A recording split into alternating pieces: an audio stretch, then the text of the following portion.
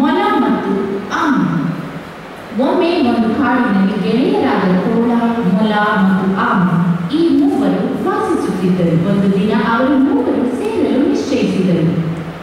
ಸ್ವಲ್ಪ ಹೊತ್ತಿನ ನಂತರ ಆಮೆ ನಿಧಾನವಾಗಿ ಬಂತು. ಮೊಲ ಆಮೆಯನ್ನು ನೋಡಿ ನಗುತ್ತಾ,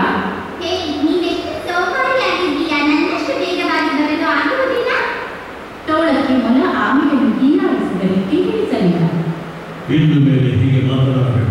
ಹೆಚ್ಚಿಗೆ ಹೇಳಬೇಕೆಂದರೆ ನೀನು ಅವನನ್ನು ಗೆಲ್ಲಲ್ಲ. ಯಾವ ಸ್ಪರ್ಧೆಯಲ್ಲಿ? ಸರಿ, ನಾವು ಒಂದು ಕೆಲಸ ಮಾಡೋಣ. ನಾನು ನಿಮ್ಮಿಬ್ಬರಿಗೆ ಓಟದ ಸ್ಪರ್ಧೆಯನ್ನು ಇಡುತ್ತೇನೆ. ಯಾರು ಮೊದಲು ಬರುವುದೆಂದು ನಾವು ನೋಡೋಣ. ಮೊಲ ಮತ್ತು ಆಮೆಗಳೇ ಇದಕ್ಕೆ ಒಪ್ಪಿದರು. ಆದುದರಿಂದ ಅವರು ಪ್ರಾರಂಭದ ಮುಕ್ತಾಯದ ಸ್ಥಳಗಳನ್ನು ಗುರುತಿಸಿದರು. ಸ್ಪರ್ಧೆ ಆರಂಭವಾಯಿತು. ಮೊಲ ವೇಗದಿಂದ ಓಡಲು ಪ್ರಾರಂಭಿಸಿತು ಮತ್ತು ಆಮೆ ಮೆಲ್ಲನೆ ಹಿಂದೆ ಬರುತ್ತಿತ್ತು.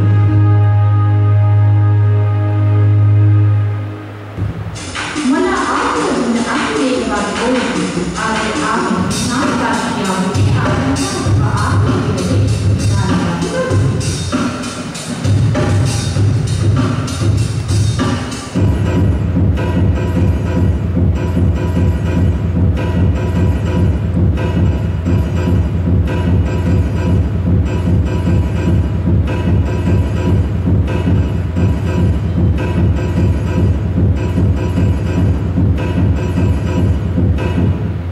ಒಂದು ಸಮಯಕ್ಕೆ ಮೊಲಕ್ಕೆ ದಣಿವಾಯಿತು.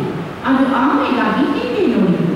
ಅದಕ್ಕೆ ಆಮೆ ಕಾಣಿಸಲಿಲ್ಲ. ಆದುದರಿಂದ ಮೊಲ ಹೀಗೆ ಯೋಚಿಸಿತು, ನನಗೆ ಗೆಲ್ಲಲು ಎಂದೂ ಸಾಧ್ಯವಿಲ್ಲ. ಸದ್ಯಕ್ಕೆ ಸ್ವಲ್ಪ ವಿಶ್ರಾಂತಿ ಪಡೆಯುತ್ತೇನೆ. ಹೀಗೆ ಮೊಲ ಒಂದು ದೊಡ್ಡ ಮರದ ನೆರಳಿನಲ್ಲಿ ಮಲಗಿತು. ಕೂಡಲೇ ಅದಕ್ಕೆ ಗಾಳಿ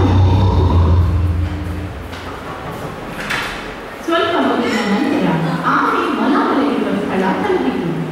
ಮೊಲ ಮಲಗಿ ಗಾಢ ನಿದ್ರೆಯಲ್ಲಿರುವುದನ್ನು ಗಮನಿಸಿತು ಮತ್ತು ನಿಧಾನವಾಗಿ ಆದರೆ ಸಾವಕಾಶವಾಗಿ ಗುರಿಯತ್ತ ಮುಂದುವರಿಯಿತು.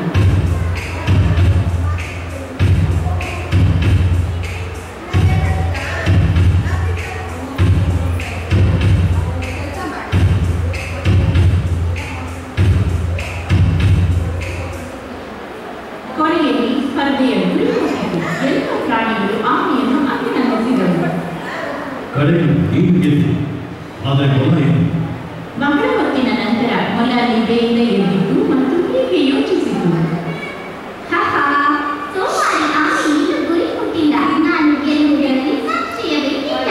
ಹೀಗೆಂದುಕೊಳ್ಳುತ್ತಾ ಮೊಲ ಗುರಿಯತ್ತ ಓಡಿತು.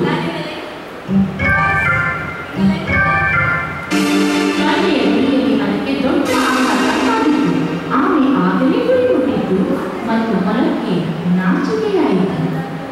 ತೋಳ ಅಹಂಕಾರಿ ಮೊಲದತ್ತ ತಿರುಗಿ ಹೇಳಿತು, ನೋಡು, ನಿನ್ನ ಅಹಂಕಾರ ಹೇಗೆ ನೀನು ಗುರಿ ತಲುಪುವುದನ್ನು ತಪ್ಪಿಸಿತು. ನಿಧಾನವಾದ ಆಮೆ ಬಿಡುವಿಕೆ